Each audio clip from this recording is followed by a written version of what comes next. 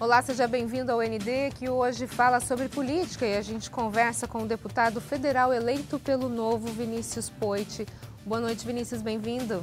Boa noite, obrigado pela oportunidade de estar aqui falando com vocês. Falar um pouquinho sobre política, obviamente, depois dessa eleição conturbada que a gente teve, né? Como é que você analisa essas eleições? Olha, eu acho que as eleições, as urnas, né, os eleitores deram um recado para a velha política, ou deram um recado para a política tradicional, mostrando que a renovação não tem volta, né? Mostrando que eles queriam uma opção, mostrando que ainda tem esperança de que dá para mudar o nosso Brasil. Por isso que os políticos do Partido Novo, os políticos que eram marinheiros de primeira viagem, acabaram indo melhor do que quem já era a política tradicional tentou se reeleger. É a sua primeira vez? Primeira vez. Falo que até hoje eu só trabalhei, gerei emprego e paguei imposto. Acho que todo mundo que está em casa aí se enquadra nessa classe social. Eu nunca tinha sido filiado a partido nenhum, nunca tinha me candidatado a nada. Primeira candidatura deu certo. O que fez você pensar em entrar na política agora? Eu falo, Roberta, que é uma questão de propósito. E aí eu pergunto para você, né, e para você em casa, por o que você quer ser lembrado? Qual é o legado que você quer deixar na sua vida? E eu acredito que eu tive muita oportunidade. Minha família veio de uma origem muito humilde. Meu pai do interior de São Paulo, de Oswaldo Cruz, fica entre Marília e Prudente. Minha mãe, filha de imigrantes italianos que vieram depois da Segunda Guerra Mundial, desembarcaram aqui em Santos, subiram, ficaram em São Bernardo. Eu nasci em São Bernardo do Campo. Uma família humilde, mas que através do trabalho deu a oportunidade de estudar em boas escolas, ter saúde e ter segurança de primeira. Eu acho que é o meu papel fazer com que outros brasileiros tenham isso também. Por isso que eu estou na política, para devolver um pouquinho. A gente começou esse bloco falando sobre essa questão da nova política, né? E o nome do seu partido é Partido Novo. O que faz você acreditar que agora realmente a gente vai entrar numa nova esfera? Eu acho que principalmente, né, a questão da proximidade do eleitor com os deputados, com os senadores, com os políticos eleitos. Antigamente, hoje ainda é um pouco distante, né? Principalmente com o deputado federal que fica em Brasília e os eleitores acabam ficando longe. Agora com esse negócio de internet, mídias sociais, celular, acabou. A transparência, querendo ou não, vai ser maior, a cobrança vai ser maior. Então, ou a política se adequa ou se adequa, porque o eleitor está interessado. Eu falo uma frase que é muito séria. O preço que todo mundo vai pagar por não se interessar por política é ser governado por quem se interessa. Então, chegou a hora da gente se interessar e mudar o Brasil. O caminho para a nova política é um caminho sem volta, graças a Deus. Falar um pouquinho sobre o cenário nacional. João Amoedo, ele surgiu como uma voz importante de direita nessa eleição e surpreendeu até muita gente, até por conta, eu acho, dessa ânsia pela nova política, né? Agora, teve uma questão, acho que até a gente pode dizer, de uma certa decepção em relação ao segundo turno, porque ele não se posicionou em relação a Jair Bolsonaro ou a Haddad, o que ninguém esperava, obviamente, né? Você acha que a falta desse posicionamento foi para ele manter uma coerência no discurso dele? Eu acho que sim. Essa foi a opção que o João decidiu assumir, né? E eu respeito a posição dele. Inclusive, depois da eleição, recentemente, se não me engano, semana passada, alguma coisa assim, ou no começo dessa semana, ele deu uma entrevista para um site de grande circulação na internet, dizendo que votou no Jair Bolsonaro, mas que vai manter independência, que o Partido Novo vai ter uma independência no Congresso. Eu, como parlamentar, ele na posição que ele estava, foi a melhor decisão que ele achou que tinha que tomar no segundo turno, eu respeito. Mas eu, como parlamentar, botei vamos dizer assim, a cara a tapa aí e disse que, poxa, eu não iria ficar neutro, né? Eu entrei na vida pública para fazer o meu mandato, os meus princípios, os meus valores, e naquele momento eu tinha que me posicionar. Então eu assumi o meu voto no Jair Bolsonaro contra o projeto do PT, que eu acredito que já não dá mais para ter no Brasil, né? Não foi um projeto que teve sucesso nos últimos anos. Mas o João teve aquele posicionamento, manteve a coerência do partido, é importante como instituição, e o projeto, ele fala aqui uma coisa que eu acredito muito, e aí para vocês que acompanham política há pouco tempo, que estão conhecendo o novo, o mais importante do que dar certo é fazer o certo. Então, o João segurando e sendo o nosso líder ali, o líder do Partido Novo, né, o candidato à presidência, mostra que o caminho fica mais sólido e com mais base, segurando os valores ali. Então, a decisão dele, para ele foi boa, para mim, eu acho que também foi, como parlamentar, eu posso ser mais incisivo. Agora, deputado, uma das maiores críticas do partido se refere à questão dos altos impostos. Você acredita ou consegue vislumbrar uma reforma tributária ou isso ainda soa muito como uma utopia? Olha, eu acho que não soa mais como uma utopia. É um assunto que o brasileiro cada vez mais está querendo entender, cada vez mais está buscando conhecimento.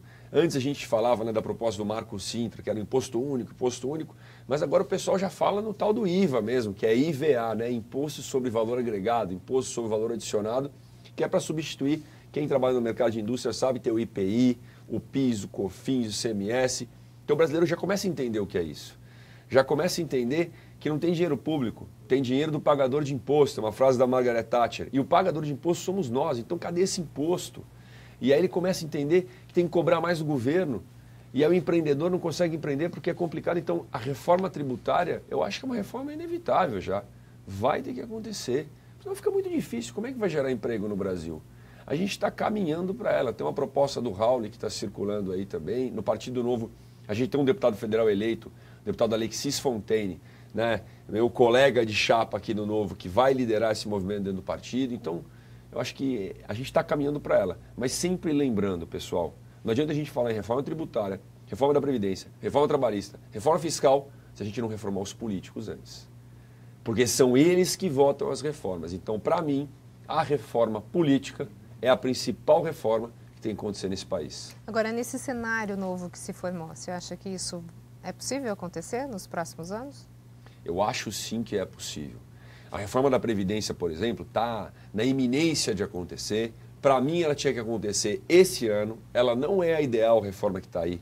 Ela iria precisar de ajustes, mas eu tenho uma mãe e uma irmã médica, eu faço um paralelo com o pronto-socorro. Está chegando um paciente, está sangrando, tal, você tem que estancar, porque senão vai morrer. Reforma da Previdência é a mesma coisa. Ou você estanca, né, o prejuízo, o déficit da Previdência ano que vem, por exemplo, Roberto, 300 bilhões de reais. Ou você estanca agora e conserta depois algumas faixas aí, alguns, eu falo assim, alguns privilegiados que não estão nessa reforma e tem que entrar porque o direito tem que ser igual para todos, ou o Brasil vai quebrar. Então a reforma da Previdência está para acontecer, reforma política já aconteceu uma pequenininha, já não vai ter coligação nas eleições proporcionais para vereança em 2020. Então é o início, a gente só não pode dar um passo para trás. E eu acho que esse Congresso novo vai ser firme para garantir que é daqui para frente só. Okay, no próximo bloco a gente continua a falar sobre política, mas antes eu tenho um recado para você. Quero falar agora sobre a Automa Santos. A Automa Santos é uma empresa da nossa região que tem como foco principal a venda de seus produtos e serviços pelo e-commerce através do portal automasantos.com.br. Você vai encontrar uma grande variedade de produtos para automação comercial, gamers e informática. As últimas novidades em tecnologia e informática estão a apenas um clique. E nessa época de Black Friday, o site está recheado de ofertas com até 70% de desconto. Isso mesmo, até 70% de desconto. Acesse agora e confira, a entrega é rápida e segura. Se preferir, ligue agora para o número que está aparecendo na sua tela, 4105-0200, e fale com o pessoal da Automa Santos que está esperando a sua ligação. Não perca essa chance, Black Friday é oferta e oferta é na Automa Santos. automasantos.com.br, o seu portal de economia. O ND está de volta e o nosso assunto de hoje é política e eu converso com o deputado federal eleito pelo Novo, Vinícius Poit. Poit, o Novo e você também é defensor das PPPs, né? Agora, não que o sistema em si seja perigoso, mas na história, em muitos lugares, se revelou uma porta de entrada para a corrupção. Dá para evitar isso? Eu acho que dá para evitar e a gente, talvez seja a melhor maneira de evitar, né? Porta de entrada para a corrupção é o que está acontecendo no Brasil. Quando a gente olha uma Petrobras responsável, pessoal, não é o maior escândalo do Brasil, maior escândalo em dinheiro de corrupção da história da humanidade, utilizado pela Petrobras, que é uma empresa estatal. Então a gente trazendo conceitos de gestão privada, não é privatizar, vender tudo, não é isso. Tem concessão, né? Concessão de portos, por exemplo, concessão e modelo de gestão privada para as barcas e para as balsas aqui das travessias. Não preciso nem falar o que aconteceu recentemente. Todo mundo viu o que aconteceu na Codesp. Gestão pública. Trazendo para a gestão privada, a gente consegue buscar mais eficiência. Acabar com o cabide de emprego, acabar com indicação política para cargos. que é que na maioria das vezes acontece, né? Um prefeito, um vereador, um deputado para ser eleito, promete cargos. E aí coloca gente que não é competente, às vezes, para fazer aquele serviço. Não vou generalizar, mas na maioria das vezes é isso que acontece. Gestão privada também tem suas peculiaridades, mas nesse momento de Brasil está muito desequilibrado. A gente tem que tirar um pouquinho do poder, tirar um pouquinho do inchaço da máquina pública e utilizar conceitos de gestão privada para ajudar a ter um serviço melhor para a população. Então vamos trazer um pouquinho aqui para a nossa região. Você tocou na questão do Porto de Santos. Se fala muito na questão da regionalização do Porto, né? Ou a estatização do Porto. O que você pensa a respeito disso? Tanto o Porto, né? Eu falei um pouquinho das balsas, das travessias, mas vamos falar do Porto. Porto de Santos é estratégico, acredito, para a América Latina, né? Sim. Não é só para a Baixada, nem só para o estado de São Paulo, para o Brasil inteiro e para a América Latina. Então não dá para ter um porto onde você vê às vezes que fica parado por causa de alguma ineficiência, por causa de alguma greve, ou por causa que alguma coisa da gestão pública ou da gestão burocrática está atrapalhando. Eu acredito em duas coisas. Primeiro, tem que ter parceria público-privada para fazer a gestão de todas as áreas do porto. Segundo, tudo que dá, o meu conceito é um negócio que chama subsidiariedade. Eu sei que é uma palavra difícil, gente, mas pesquisa no Google. O que quer dizer? Tudo que puder ser resolvido no indivíduo, ali é melhor do que você subir para esferas burocráticas. Em loco, né? Isso. O que não dá para resolver em loco, resolve na associação de bairro. O que não dá para resolver na associação, na cidade. E por aí vai, em último caso, na União. Porque as pessoas vivem nas cidades. As pessoas vivem aqui em São Vicente, em Santos, no Guarujá, aqui na Baixada, vivem ali no bairro, não vivem em Brasília, não vivem no Palácio dos Bandeirantes, que tomara que chame Palácio do Trabalho, né, que o João Dória já prometeu. Nós vamos cobrar, viu, João? Então, tendo esse conceito, o que der para ser resolvido aqui, seja no Porto de Santos, com parceria pública e privada, eu sou a favor. Agora, recentemente, na cidade de Cubatão, a gente teve a questão do desemprego, né? Recentemente que eu falo nos últimos anos. As portas das indústrias fechando, a gente está com um nível de desemprego muito alto aqui na região. O que dá para a gente pensar nessa esfera? Roberta, liberdade econômica. Aliás, essa é a minha maior bandeira para o Congresso Nacional. Além do corte de privilégios e regalias, da reforma política que a gente já falou um pouquinho, liberdade econômica, pessoal. O Brasil é um dos países onde tem as taxas de impostos mais altas do mundo. E o problema não é só ter taxa de imposto alta, é porque a gente não tem nada em troca. Se a gente recebesse tudo em troca do governo, beleza. Mas aí ele prejudica o cidadão e prejudica as empresas, que não conseguem sobreviver, que tem que fechar a porta, que tem que demitir, com altíssimos encargos trabalhistas, onde que o trabalhador fica sem dinheiro, o empregador fica sem dinheiro, o estrangeiro vem investir aqui e não entende nada dessa complexidade, por isso que a gente falou no bloco anterior da reforma tributária, de simplificar o imposto.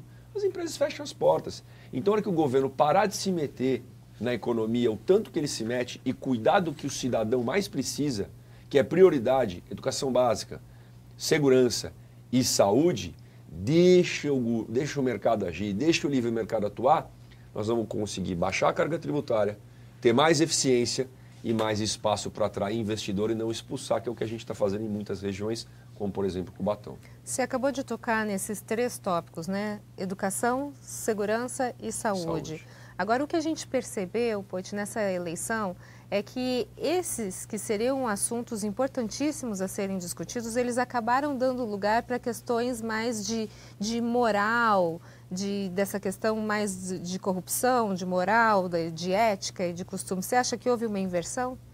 Eu acho que a gente esqueceu, né, de falar de propostas de solução. A hora que a gente vê uma campanha, um fala que o outro é mentiroso, o outro fala que o outro é petista ou social.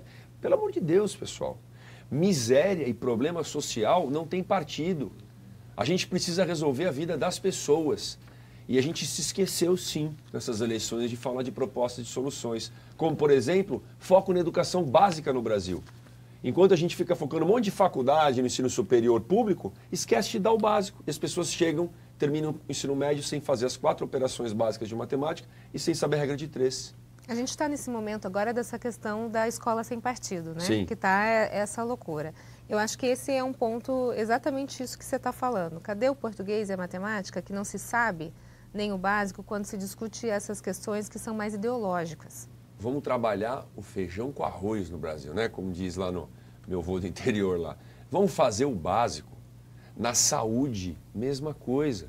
Vamos integrar ao mínimo o sistema de saúde, porque senão, daí a pouco, dá um probleminha básico, talvez que um tratamento preventivo funciona, vai lá no pronto-socorro. E não tem orientação, não tem a integração para ir numa unidade básica, que aí não sobrecarrega o hospital, sabe? Ou toma uma vacina aqui, aí vai no outro hospital, ele não sabe que você tomou, toma de novo. A gente não tem o mínimo de tecnologia para a saúde. E segurança nem se fala, né?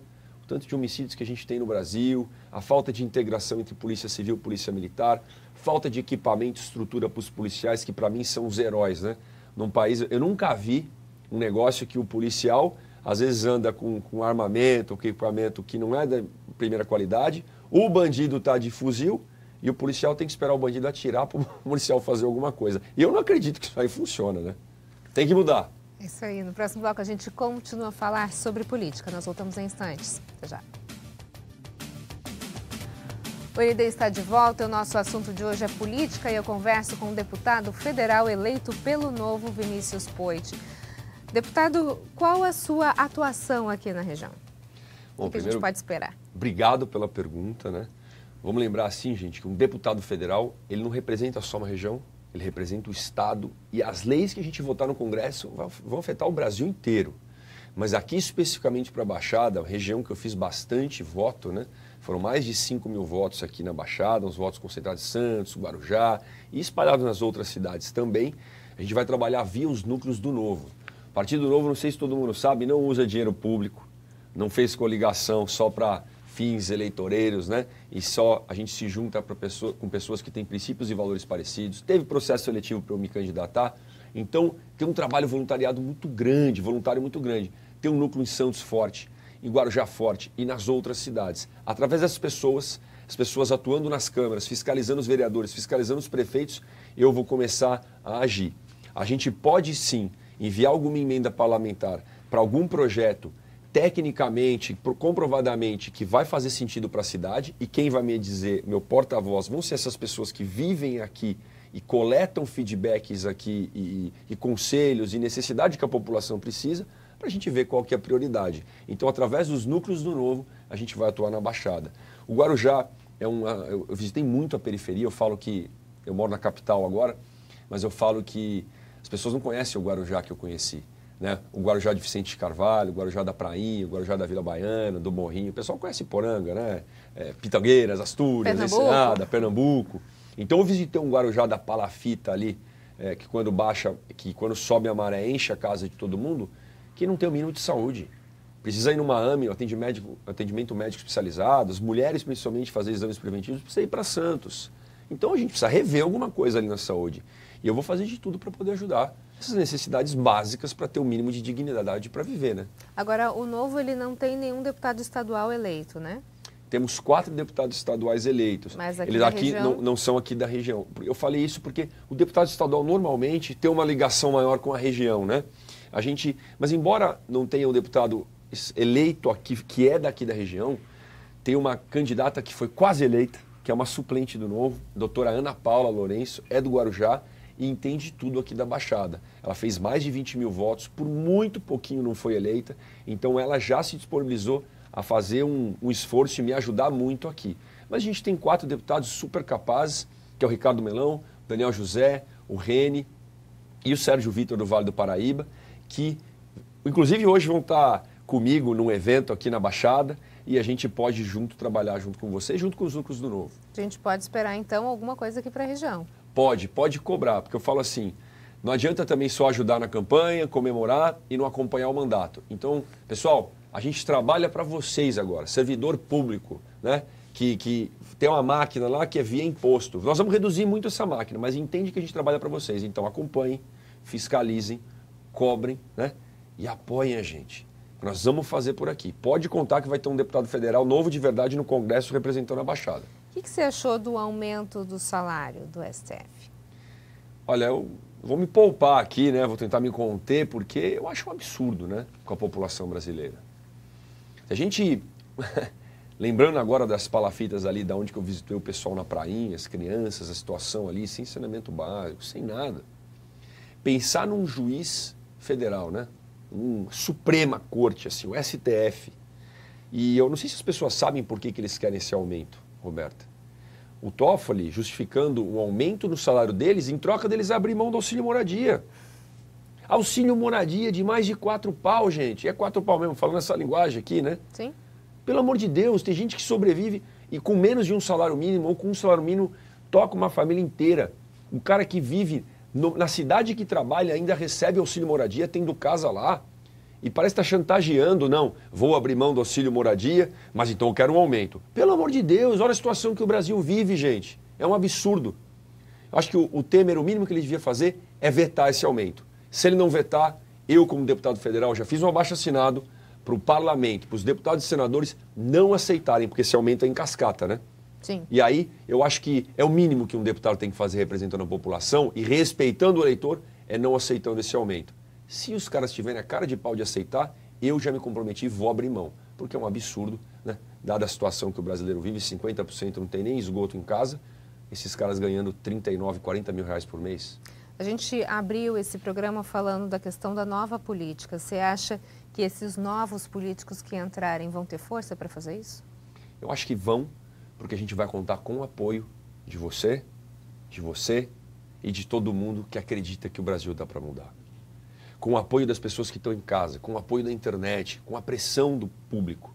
Essas mais de 1 milhão de assinaturas no abaixo-assinado que eu fiz no aumento do salário dos políticos, quase 3 milhões de assinaturas no abaixo-assinado que o Partido Novo fez para vetar, para o Temer vetar o aumento do salário do STF, mostra que a população acordou. E do que sobrevive um deputado, um político, né, ou um cara que está no governo? De voto. A hora que a população pressionar, falou, ô meu amigo, eu não voto mais nisso não. Eu quero que você pare de usar motorista e carro oficial. Eu quero que você corte esse número de assessor, essa mamata que você vive aí, bichão. Então, vamos mudar a política. Por isso que a gente precisa conscientizar os eleitores. Né? Exatamente. Então a gente vai usar a internet para isso, vamos contar com eles. Ok. Deputado, muito obrigada pela sua participação. Sucesso nessa nova empreitada. Obrigado. Agradeço o voto de confiança e o apoio de todo mundo. Espero que vocês tenham se orgulhado da nossa campanha, mas que se orgulhem muito mais do nosso mandato. Então, viva o novo, viva o Brasil, gente. Vamos lá. Vamos cobrar, hein? Pode cobrar. O ND fica por aqui. Uma ótima noite para você. Fica agora com o Jornal da Band. Até mais.